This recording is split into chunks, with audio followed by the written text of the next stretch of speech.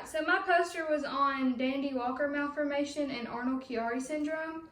So Dandy-Walker syndrome is a congenital brain malformation involving the cerebellum and the fluid-filled spaces around it. The key features of this syndrome are the enlargement of the fourth ventricle and partial or complete absence of the cerebral vermis and cystic formation near the internal base of the skull. An increase in size of the fluid-filled spaces surrounding the brain, as well as an increase in pressure, may also be present. This formation typically occurs during the 6th or 7th week of embryonic development. The frequency of Dandy-Walker malformation tends to be 1 out of every 25,000 to 35,000 live births and affects females typically more than males. The symptoms of this syndrome can appear dramatically or go unnoticed. Some of the symptoms are slow motor development, enlargement of the skull, vomiting, signs of cerebral dysfunction, lack of muscle coordination, jerky movements of the eyes, abnormal breathing patterns, and seizures occur in 20 to 30% of those affected. Some associated anomalies are ventriculomegaly, corpus callosum agenesis, holoproencephaly, polycystic kidneys, heart defects, cleft lip and palate, and chromosomal abnormalities that include the trisomies 18 and 13 and Turner syndrome. The treatment is going to be treated with surgery, hydrocephalus. They insert a stent that redirects the fluid that surrounds the brain and assists the drainage into the other parts of the body that can absorb that fluid. Other treatment for children with Dandy-Walker is special education, physical therapy, and other medical or social services. Genetic counseling is also recommended for families that have a child with Dandy-Walker malformation.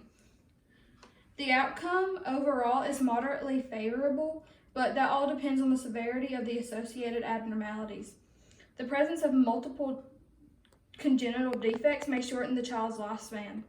The effect on the intellectual development is variable as well, with some children having normal cognition and others never fully achieving normal intellectual development when the excess fluid buildup is treated early and correctly. I have some images that I'll post a picture of the poster close up, but it shows what a normal brain would look like and the cystic and absent parts of the brain in the lower head by the occipital bone. So Arnold-Chiari malformation is when brain tissue extends into the spinal canal through the foramen magnum and the secondary hydrocephalus develops.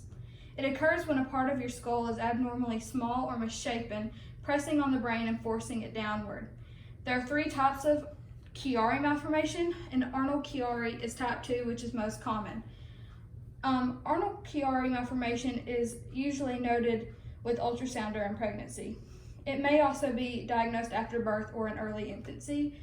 Arnold-Chiari malformation is nearly always associated with a form of spina bifida called myelomengolocele.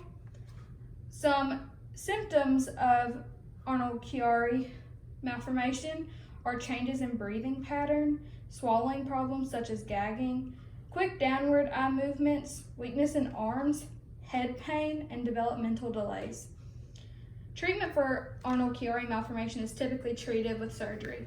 Surgery may include closure of an open neural tube defect shortly after birth, treatment for hydrocephalus by the use of a shunt and posterior fossa decompression, which creates more space for the cerebellum and relieves pressure on the spinal cord. Surgery is not a cure though. Sometimes surgery leads to no improvement or even worsening of the symptom. Surgery will not reverse the damage to the spinal cord. However, most people who have surgery have improvement of symptoms afterwards.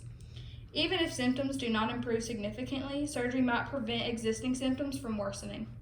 Some people may need more than one surgery, and medical issues may need therapy to help with the motor skills. The overall outcome for long term is different for each person depending on the severity of the malformation. Symptoms cannot be taken away, and management for pain can be difficult to control. And then I have a picture showing the herniated cerebellum through the base of the skull, and then I have a diagram of the normal brain, and then what it would look like in comparison. All right, thank you.